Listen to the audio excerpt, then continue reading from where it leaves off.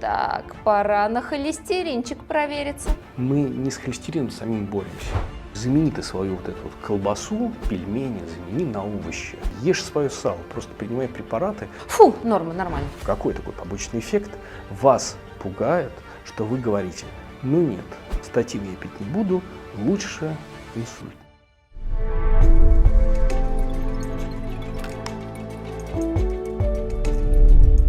Сдав анализы крови, мы в первую очередь обращаем внимание на цифры со звездочкой. Ой, больше, чем нужно. Что это? Повышенный холестерин. Так вот, для вас будет шоком, но цифры в анализах далеко не всегда отражают реальные показатели здоровья. Особенно это касается заветной пятерки. Напротив, показатель уровня холестерина. Тогда на что нужно обращать внимание и на что ориентироваться, поддерживая свое здоровье?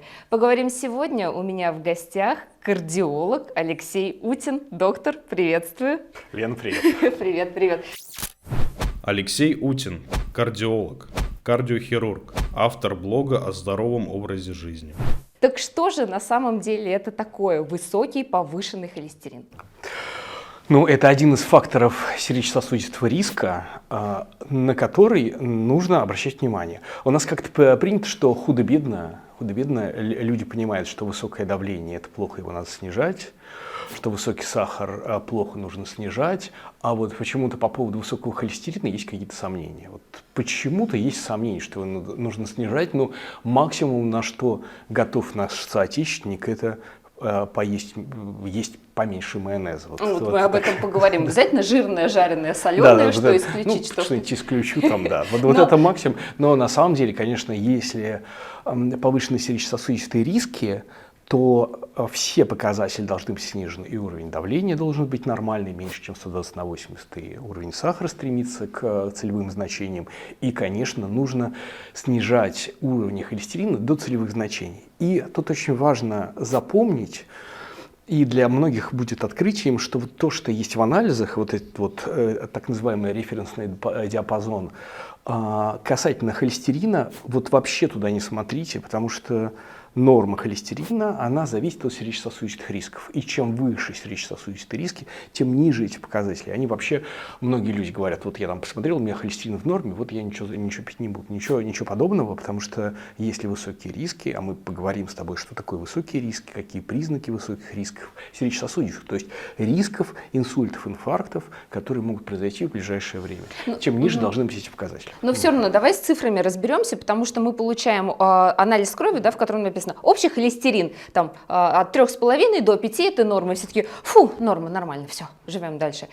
Это цифра для пациента или это цифра для врача? Или для кого вообще эта цифра? Это цифра для врача и для пациента тоже, потому что для пациента она в том смысле, что если мы видим очень высокие риски, то нужно просто быстрее бежать. Чем выше цифра холестерина, тем быстрее нужно бежать к врачу.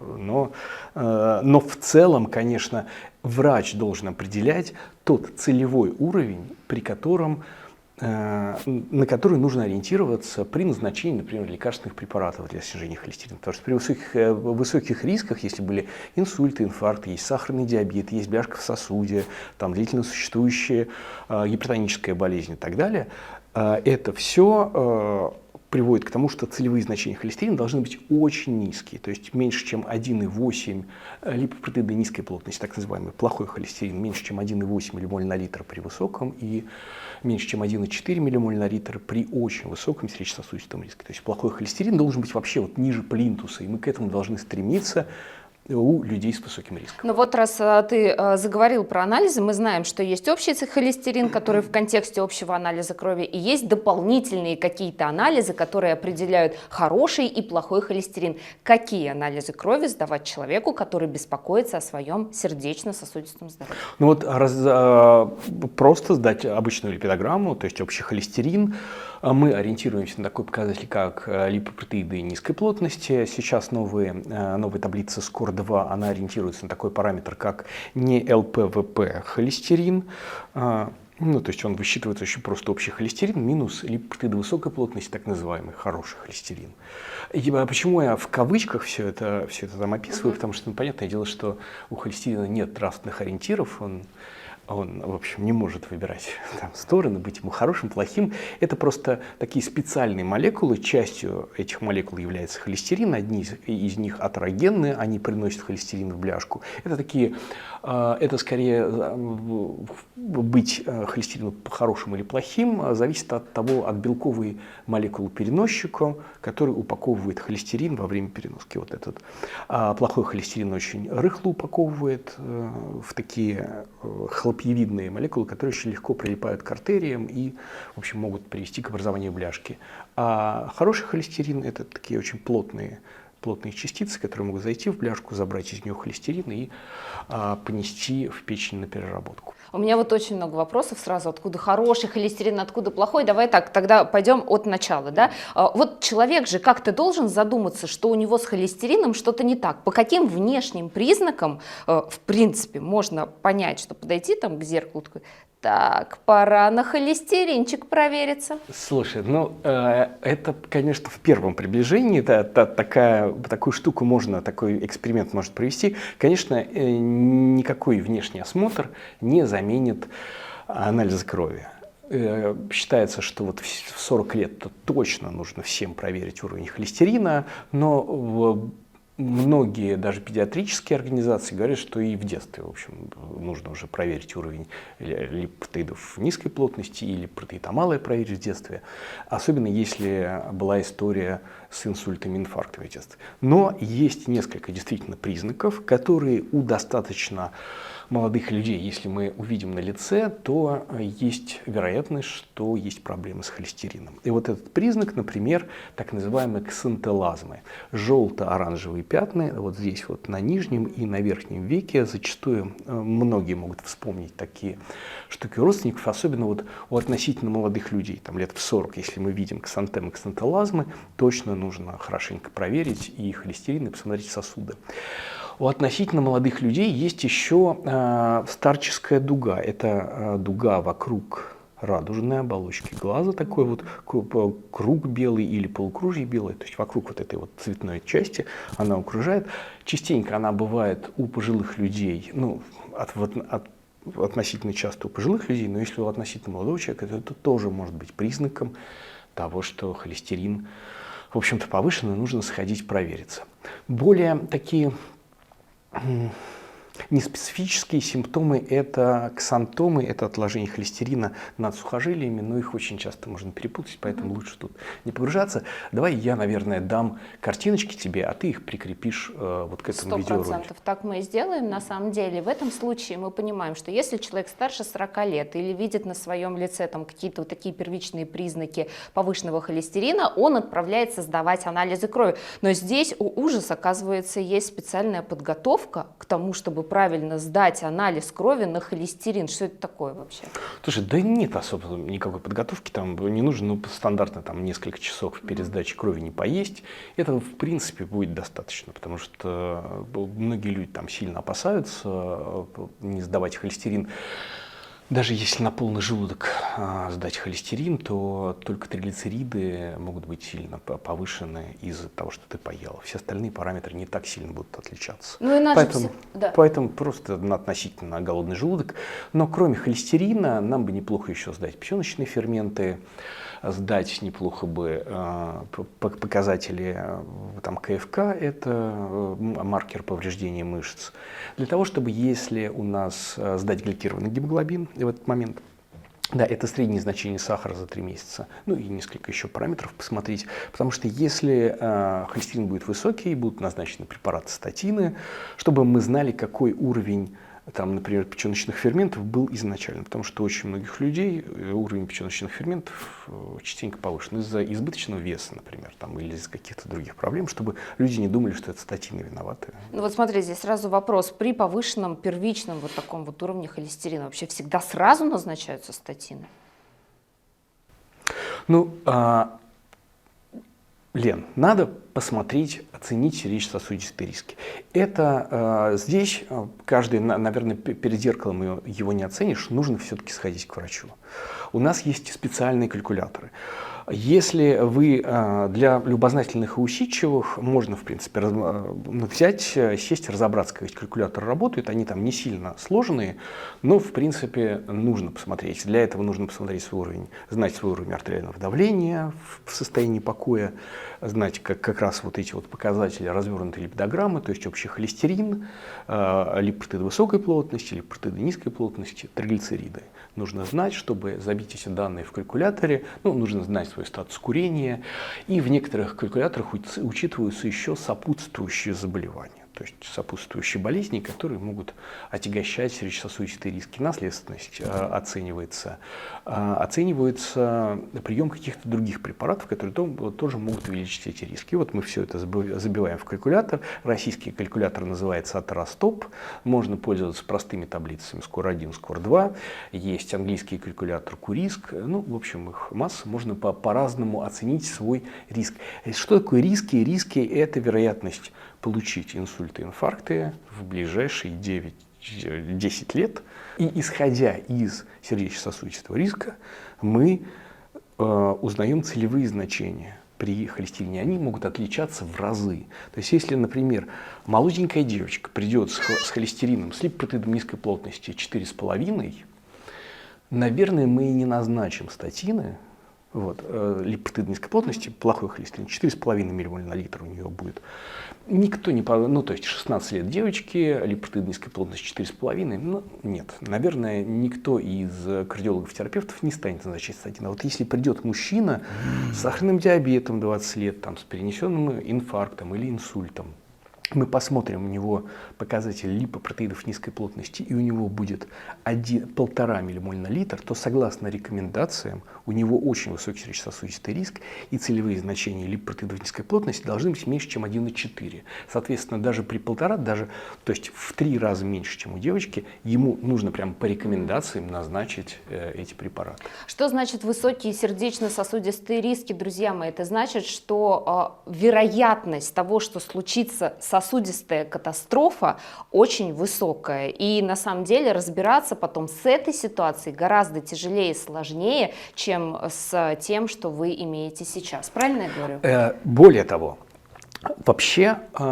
важно понимать, что у сердечно-сосудистых заболеваний на этапе, на том, котором мы пытаемся с ними бороться, нет симптомов. Многие люди думают, что там гипертония – симптомное заболевание, но у большинства людей, подавляющего большинства людей, при гипертонии ничего не болит. Ни голова не болит, ничего.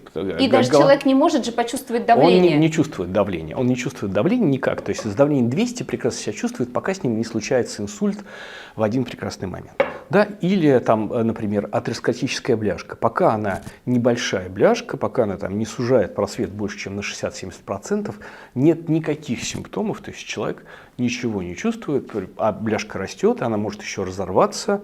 Жидкая начинка этой бляшки, она очень тромбогенна, она вырывается в просвет сосуда и вызывает сворачивание крови. Закупоривается просвет сосуда, возникает инсульт и инфаркт. И если бы это была какая-то редкая история, мы говорим, где-то половина людей в России погибает от этой катастрофы. И основная причина инвалидизации, эти тяжелейшие инсульты, инфаркты, они происходят из-за того, что просто атеросклеротическая бляшка разрывается, жидкая начинка, и происходит сосудистая катастрофа. Если бляшка разрывается в сосуде, который кровоснабжает мозг, происходит инсульт в сердце, отмирает кусок сердечной мышцы, происходит инфаркт. Это каждый, наверное, в своей жизни сталкивался с такими ситуациями, кто-то знакомые, родственники, с ними случались эти события. И их можно предотвратить, если своевременно посмотреть на свои риски, оценить. И реально у нас есть все инструменты. Есть препараты для снижения давления, есть препараты для снижения холестерина. Ну, то есть просто приди к врачу и доверься. доверься ему, Да. да, и тогда будет все отлично. Хочется понимать все равно. Вот мы живем, каждый доживает, наверное, до своего повышенного уровня холестерина. Что к этому приводит? Сало, жирная курочка, может быть, малоподвижный образ жизни. Может, мы немножечко минимизируем все-таки потребление каких-то продуктов и будем надеяться, что наши сосудистые риски не так будут высоки с возрастом? Лен, да, все это играет определенную роль, но очень небольшую. На самом деле, в первую очередь, это наследственная предрасположенность. И у нас мы знаем, что в нашей популяции, вот популяции россиян, от 50 до 75% людей имеют повышенный холестерин. Это наследственное, там много разных параметров. У кого-то там липопротеиды низкой плотности, плохой холестерин, у кого-то триглицериды, у кого-то липопротеида малая повышена. И вот в сумме получается, что 3/4 всех россиян имеют какие-то уровни вот этих параметров, которые приводят к развитию бляшек, больше, чем бы нам хотелось. Поэтому это наследственная, в первую очередь, история. И поэтому мы можем, конечно, за счет снижения веса, более правильного питания, об этом мы, наверное, тоже сегодня поговорим, мы можем все это попытаться снизить, но на самом деле эффективность вот этих интервенций не очень высокая. То есть за счет питания, даже если вы станете питаться сверхздоровой едой, вы сможете снизить уровень липопротеидов низкой плотности на 10%.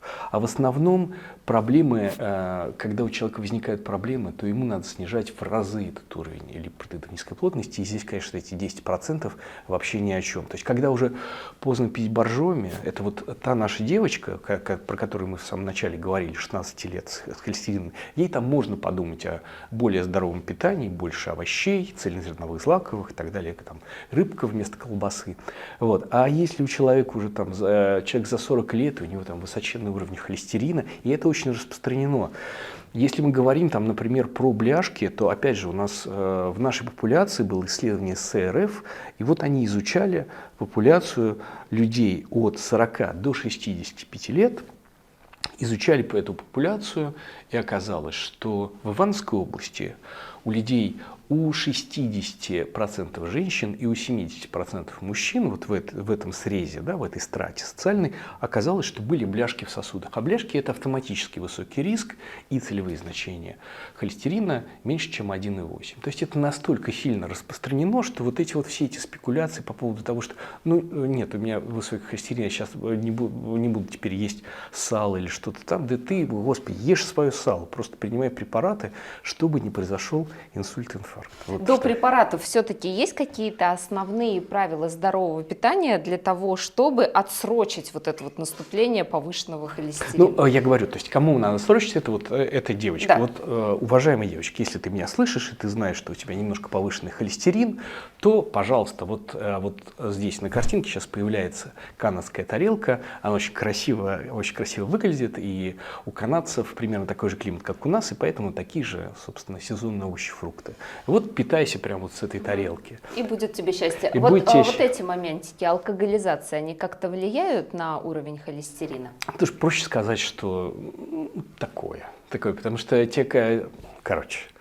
в общем, алкоголь не является способом не снизить холестерин, не повысить холестерин. Безопасная доза алкоголя выражается цифрой 0.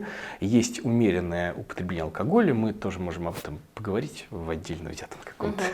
Хорошо, поехали дальше. Значит, хочется поговорить о тех препаратах, которые сегодня активно рекламируются, пропагандируются, что они могут быть альтернативой статинов, потому что мы прекрасно знаем страхи и опасения нашей аудитории относительно этих препаратов. Допустим, экстракт красного риса. Якобы очень классно, доказано, снижает уровень холестерина и в каком-то длительном применении действительно может показать хорошие результаты. Как это работает, у кого это работает, если это все-таки... Смотри, есть ряд врачей, которые могут назначить экстракт красного риса людям, которые совсем не хотят пить никаких лекарственных препаратов. Но я к таким врачам не отношусь. Я понимаю, почему они это делают.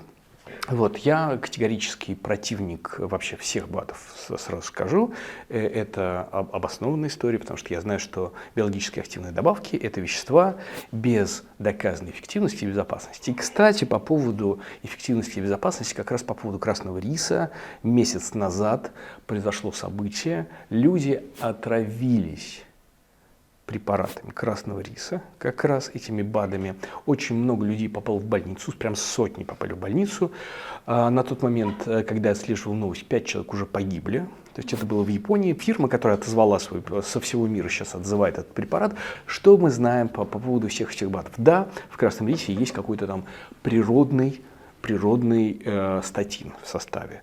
Но при этом он довольно токсичный. Там много примесей. Вот, собственно, наверное, из-за этих примесей-то люди отравились и погибли. И он не то чтобы дешевле, он гораздо дороже, чем статины. То есть зачем принимать препарат в непонятной дозе, с непонятными примесями и за конские деньги, с риском еще и умереть от каких-то побочных эффектов, только потому что вот вам хочется пить какой-то препарат из аптеки матушки природы, потому что вы считаете, что она в своей бесконечной мудрости вот что-то хочет вам причинить только исключительно пользу. Потому что на баночке с БАДом противопоказаний нет?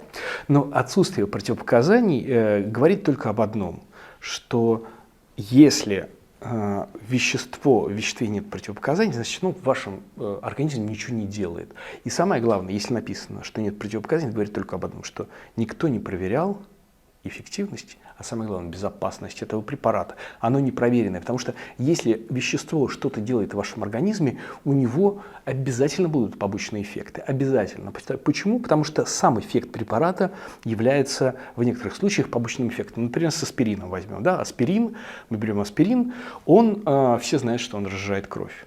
И какой очевидный побочный эффект аспирина? Это повышается риск кровотечений. Да, то есть его же эффект и является побочным эффектом. И так везде. То есть не может быть, что он что-то улучшает, но при этом ничего не происходит с другой стороны. Да?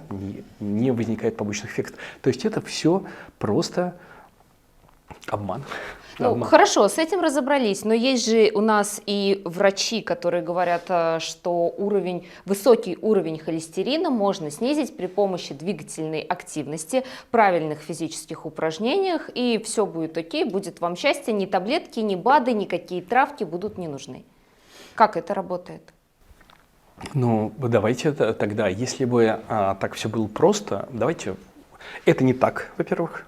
То есть чуть-чуть холестерин можно действительно снизить. Повторюсь, это правда не очень высокие. То есть там все эти интервенции, как-то там очень правильно начать питаться или начать заниматься физической активностью, это все нужно делать, это все правильно. И мы ни в коем случае себя не противоставляем здоровому образу жизни. И ты знаешь, что мы... все врачи обязательно рекомендуют дают рекомендации по питанию. Все медицинские организации дают рекомендации по питанию, по физической активности. По всему этому, по умеренной. Но что мы должны понимать, что если бы все так было просто, если бы холестерин снижался за счет физической активности, то у спортсменов бы не образовывались бляшки в сосудах, и они бы не умирали от инсультов, инфарктов, потому что у них там физической активности огромное количество. А оказывается, это как раз так все наоборот. На самом деле в исследовании показано, что у профессиональных спортсменов у них даже больше атеросклеротические бляшки, как ни странно. Правда, там все равно меньше риска, там меньше смертность, потому что они более стабильны из-за занятий спортом. Чрезмерная физическая активность, она тоже не очень хороша и в плане развития рисков атеросклероза. Мы знаем, что показатели кальцификации артерий у людей, занимающихся профессиональным спортом, больше, чем в среднем по популяции. Вот такие интересные данные есть. Поэтому... То есть что мы понимаем? Если перед тобой, как перед врачом, да, перед кардиологом, стоит человек с высокими сердечно-сосудистыми рисками, ты ему говоришь: дружочек, статины, только они. Нет, не так. Смотри, если передо мной стоит человек с высокими сердечно-сосудистыми рисками, я говорю: давай-ка с тобой поговорим, что там в твоей жизни происходит, что ты в ней можешь поменять. Ты куришь? давай-ка бросим курить. Но при этом не то, чтобы там я вот сказал, давай бросим курить, он бросил курить. Я ему даю какие-то рекомендации по отказу от курения. Потому что не сам никотин, да, который является психоактивным веществом, а продукты горения опасные, они там повреждают наши артерии, продукты горения, и из-за этого холестерин начинает проникать в стенку артерии и откладываться в виде бляшек, потом, которые могут разорваться.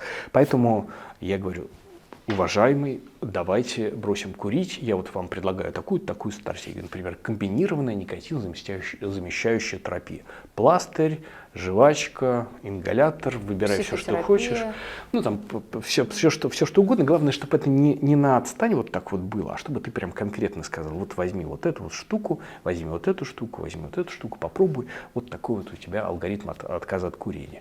Значит, видим проблемы с избыточным весом. Ты говоришь: давай снижать вес. Вот есть такие рекомендации, там, контролируй калорийность пищи, садись на лотки, используй новые вот эти вот препараты, которые кроме снижения веса еще снижают сердечно-сосудистые риски, для того, чтобы снизить вес. Потому что избыточный вес в районе живота выбрасывает большое количество провоспалительных цитокинов, которые тоже повреждают стенку артерий, там тоже ускоряется процесс отложения холестерина. Или там разговариваешь, говоришь: физическая активность нужна. Он говорит: я не могу, у меня там новая машина, я только на машине хочу. Вот бросай свою машину, ходи при помощи ног, при помощи ног пешком.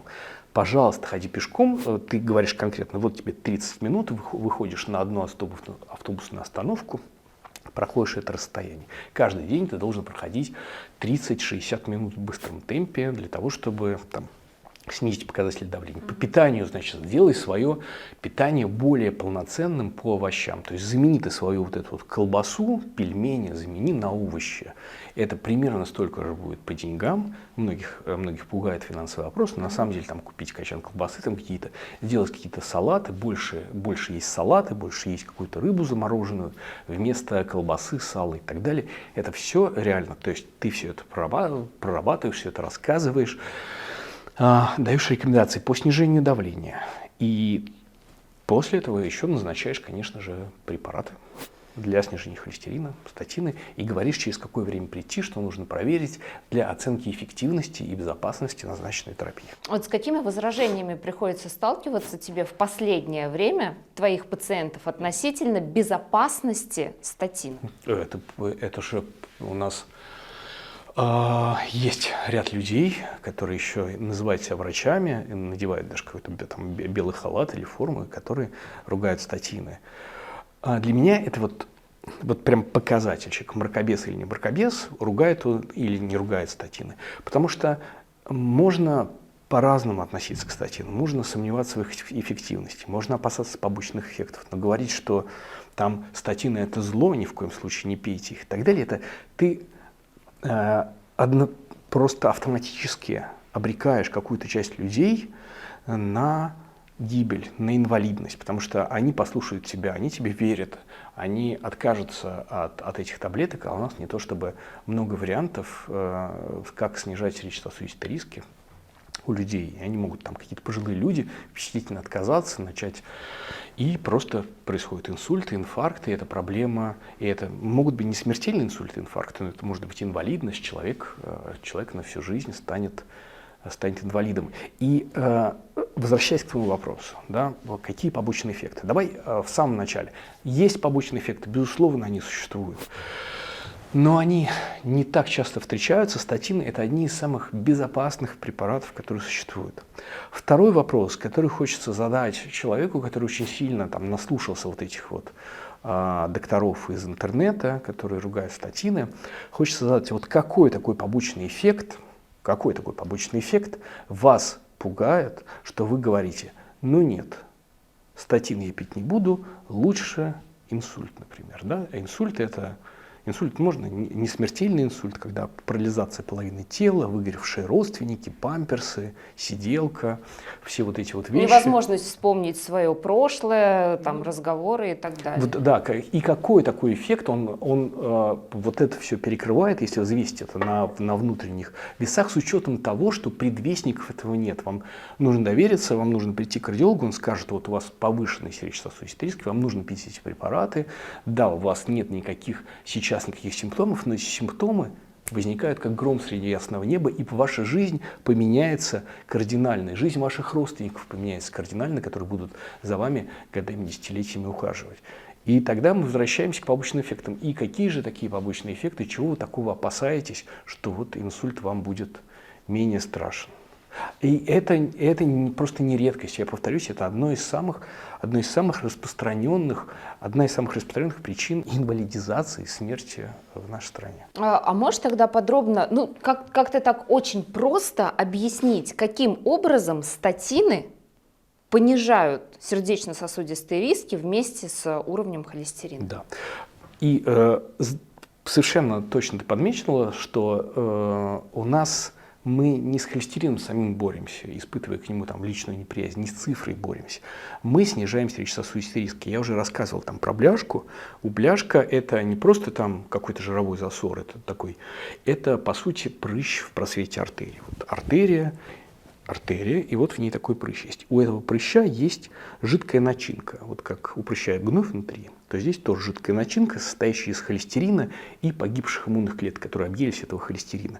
Вот этот вот прыщ, он находится в просвете, и если этот прыщ разорвется, жидкость выйдет в просвет, и она вызовет сворачивание крови, то есть образуются тромбы на поверхности разорвавшегося этого прыща, то есть атеросклеротической бляшки. И что делают статины? Они подсушивают жидкую начинку, то есть сама бляшка никуда не денется, но она станет подсушенной, безопасной, то есть вероятность разрыва меньше, вероятность образования тромба на ее поверхности меньше, закупорки просвета, и вот всех этих процессов. За счет того, что мы уменьшаем количество липопротеидов, которые приносит холестерин в бляшку, липопротеидов низкой плотности, а количество липопротеидов высокой плотности остается таким же или даже чуть-чуть повышается. То есть он будет вытягивать этот холестерин с бляшки, она, в общем, будет сохнуть, там даже немножечко кальцификация произойдет за счет того, что активность воспалительного процесса внутри самой бляшки уменьшится. Раньше ты сказал, что после того, как ты назначаешь пациенту статины, отправляешь его домой, через какое-то время просишь вернуться для того, чтобы человек сдал анализы. Для чего ты это делаешь? Я это делаю, во-первых, для спокойствия человека. Можно, конечно, отправить, но, во-первых, мы должны достичь целевых показателей холестерина.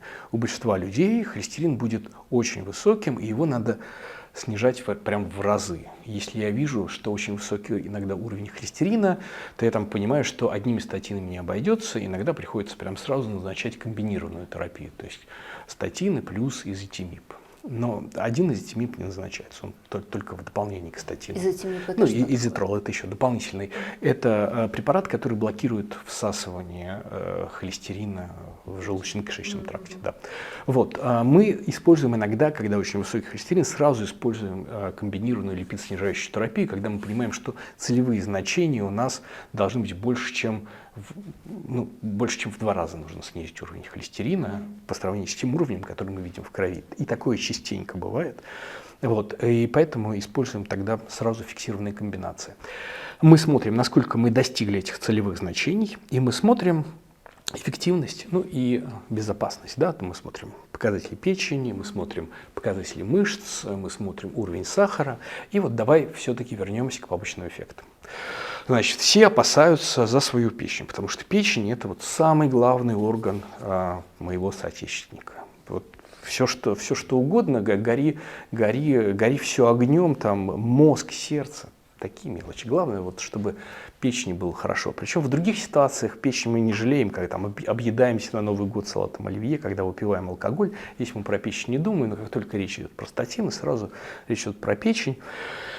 Давайте так, про печень. Во-первых, роттердамское исследование большое, которое показало, что статины не вредят печени, они могут вызывать там, иногда повышение печеночных ферментов кратковременное, это доброкачественные изменения, но в целом на неалкогольную там, жировую болезнь печени скорее позитивный эффект. Почему? Потому что у статинов есть такой, кроме снижения холестерина, есть еще плеотропный эффект противовоспалительный. Воспаление – это одно из основных факторов такого сердечно-сосудистого риска, хроническое воспаление в сосудистой стенке, оно связано не только там, с инсультом, инфарктом, это связано с онкологическими заболеваниями и так далее. Вот мы знаем, что профиль безопасности статинов, он довольно неплохой в плане и онкологических заболеваний. То есть большинство онкологических заболеваний, их риски снижаются на фоне приема статинов.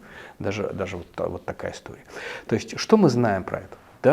Да, в общем, относительно безопасно, крайне редко бывают действительно какие-то проблемы с печенью на фоне приема статинов, как и на фоне любого препарата, потому что все препараты у нас метаболизируются в печени, и там иногда возникают какие-то с этим проблемы, но подавляющее большинство, там 1 на миллион там, какой-то случай проблем с печенью, а в большинстве случаев довольно нейтрально печень реагирует на прием статинов. По поводу мышцы есть интересная, конечно, история. Дело в том, что есть так называемые плацебо-контролируемые исследования. И вот если человеку просто так дать статин и сказать, болят у тебя мышцы или нет, на боли в мышцах будет жаловаться каждый третий человек. 30% людей будут жаловаться на боли в мышцах.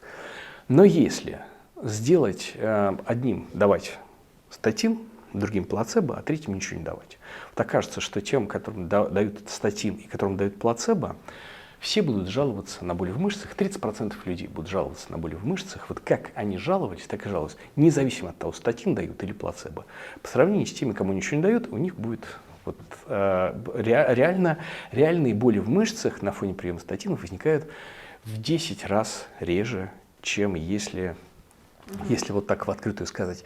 Это так называемый эффект ноцебо. Мы знаем, что от эффекта плацебо, да, когда мы верим в какой-то метод исследований, он там действует, снижает боль, там очень сильно, это очень выраженный эффект. Но эффект ноцебо еще более выражен, и он вот как раз касательно статинов, многие люди просто еще только выпивают эту таблетку, и у них уже все начинает, там хвост отваливаться, лапы болеть, и все проблемы, которые у них там со здоровьем, в жизни, в любви возникают. Это все, конечно, по причине того, что они приняли статин. Все-таки спустя какое время мы рекомендуем человеку повторно посетить кардиолога для того, чтобы проконтролировать показатели? 6 недель.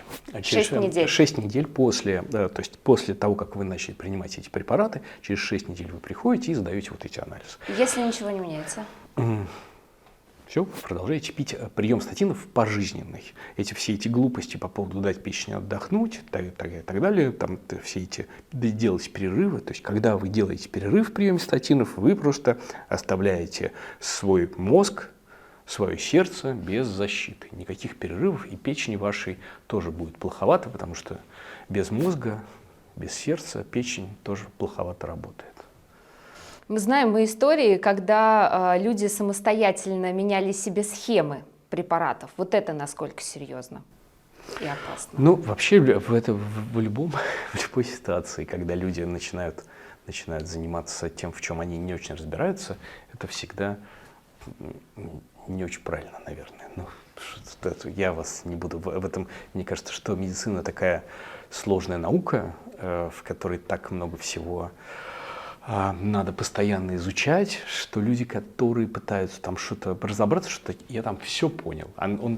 Человек посмотрел, человек посмотрел ролик какого-то доктора и вдруг все понял по холестерину, он еще приходит там в комментариях там, к другим врачам и начинает там рассказывать, что вот вы ничего не понимаете, сейчас я вам расскажу.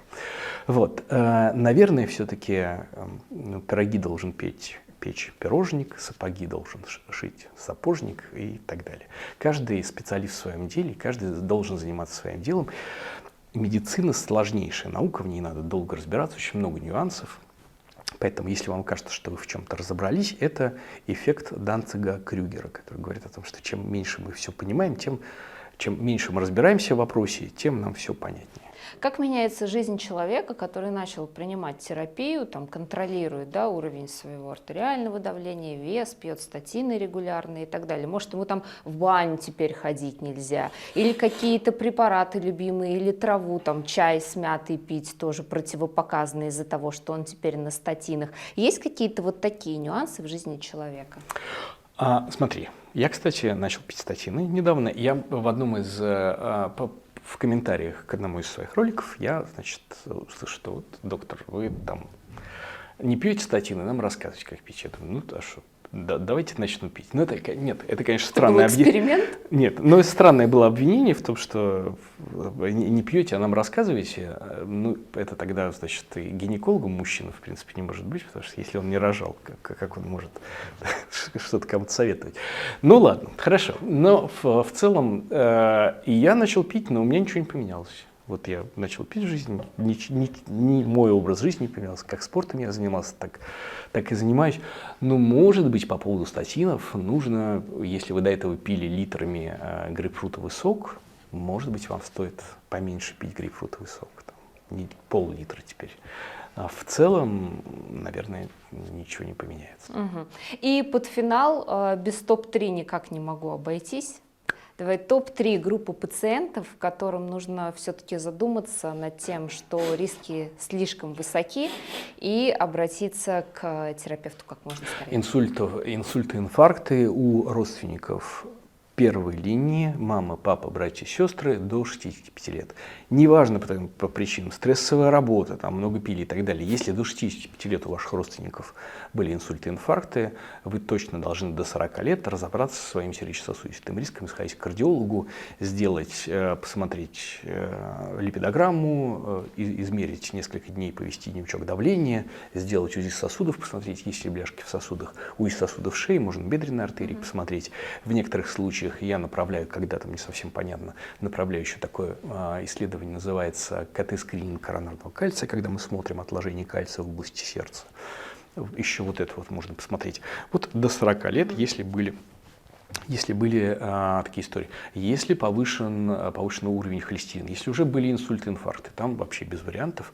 Мы не представляем себе ситуации, когда человек не пьет статины, если у него уже был инсульт, инфаркт. Если он отказался, если кто-то из ваших родственников когда-то пил статины после инсульта, инфаркта, потом перестал пить по разным причинам, потому что там у меня холестерин стал в норме, пожалуйста, проведите с вашим родственником в общем, работу, сводите его еще раз к врачу.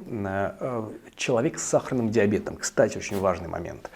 Люди с сахарным диабетом, а особенно с длительно существующим сахарным диабетом, вот, кстати, один из доказанных побочных эффектов статинов – это повышение уровня сахара в крови. В исследовании было показано, что у одного из 255 людей, у которых рано или поздно был бы сахарный диабет, то есть с метаболическим синдромом, уже с предрасположенностью к диабету, возникает сахарный диабет чуть пораньше на фоне статинов. И исходя из этого, люди с диабетом боятся принимать статины. Это неправильно, потому что диабет для наших сосудов это как курение. Вот курение один из основных факторов, повреждающих сосуды, и сахарный диабет тоже. Это вот прям сердечно-сосудистая болезнь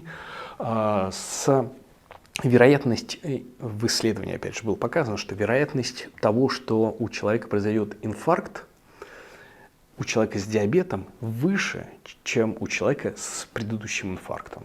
То есть это настолько высокая вероятность, то есть там 8 в 4 раза выше вероятность инсульта, инфаркта, и поэтому человек с диабетом должен обязательно принимать статины, несмотря там на все его опасения, что сахар повысится или что-то. Сахар можно скорректировать, а вот если произойдет инсульт, инфаркт, то это уже скорректировать будет сложно.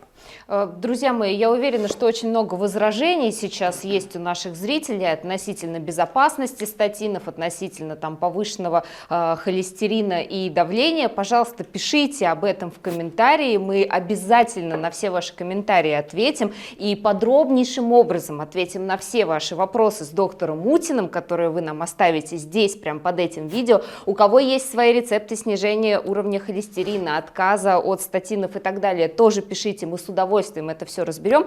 В финале я хочу сказать, что вы ответственны за свое здоровье и здоровье близких людей. Помните о том, что предотвратить катастрофу – это как в доме, как с пожаром, да, всегда гораздо проще, чем справляться с ее последствиями. Сегодня мы говорили о повышенных цифрах холестерина, о сердечно-сосудистых рисках вместе с кардиологом Алексеем Утиным. Доктор, спасибо большое за классную Спасибо, беседу. что пригласили. Обязательно постараюсь ответить в комментариях. Спасибо, друзья. Будьте здоровы. Увидимся. Пока. Пока.